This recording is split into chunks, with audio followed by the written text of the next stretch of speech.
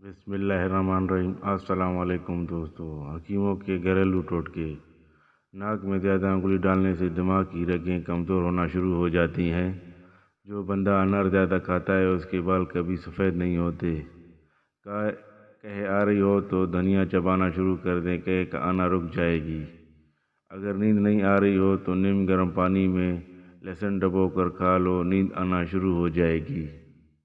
Blood pressure high ہو جائے تو انار دانے چوسنا شروع کر دیں، بلڈ پریشر نارمل ہو جائے گا۔ چھوٹے قد سے پریشان ہیں تو بھینس کا دودھ پینے کے ساتھ 3 عدد کھجور کھا لیا کریں، قد بڑھنا شروع ہو جائے گا۔ دیواروں پر لگے داغ مٹانے کے لیے داغوں کو مولی والے پانی سے دھو ڈالو، داغ مٹ جائیں گے۔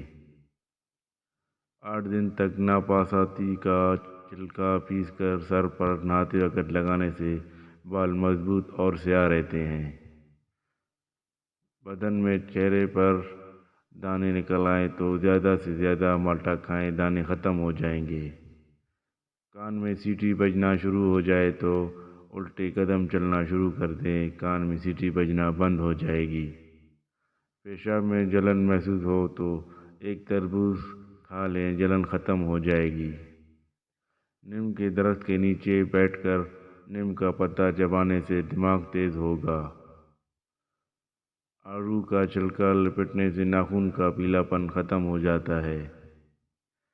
چنوں کو جلدی گلانا ہو تو چنوں میں سوڈے کے ساتھ 1 قطرہ ناریل کا تیل ڈال دیں، چنے جلدی گل جائیں گے۔ بھوک نہ لگے تو فوراً 1 جامن کھا لو، بھوک لگنا شروع ہو جائے گی۔ کمر میں درد اٹھے تو فوراً ادرک کاٹ کر درد والی جگہ پر ملیں، درد فوراً ٹھیک ہو جائے گا۔ کریلے کی کڑواہٹ دور کرنی ہو تو کریلے کو کھجور والے پانی سے دھو ڈالیں، کریلے میٹھے ہو جائیں گے۔ برتن کالے ہو رہے ہوں تو مٹی میں تھوڑا سا نمک مکس کر کے برتن پر لگائیں، برتن کالے نہیں پڑیں گے۔ لکڑی کو سیوی کھا رہی ہو تو مٹی کے تیل میں کالا نمک ڈال کر لکڑی پر لگاؤ، سیوی لگنا بند ہو جائے گی۔ نمک کا مکوڑے کی جگہ پر چھڑکاؤ کرو، مکوڑے نکلنا بند ہو جائیں گے۔ پیسے والا نوٹ پرانا ہو جائے تو نوٹ کو لہسن والی پانی میں بھگو کر دھوپ میں خشک کر لیں، نوٹ نیا ہو جائے گا۔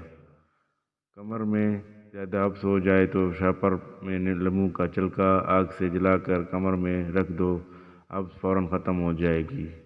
مرغی کے سامنے انڈے کا چھلکا رکھنے سے مرغی انڈے دینا شروع کر دیتی ہے۔ گھر کے نل سے نمکین پانی آتا ہو تو نل کے اندر 1 ٹکڑا چقندر کا ڈال دے، پانی میٹھا آئے گا۔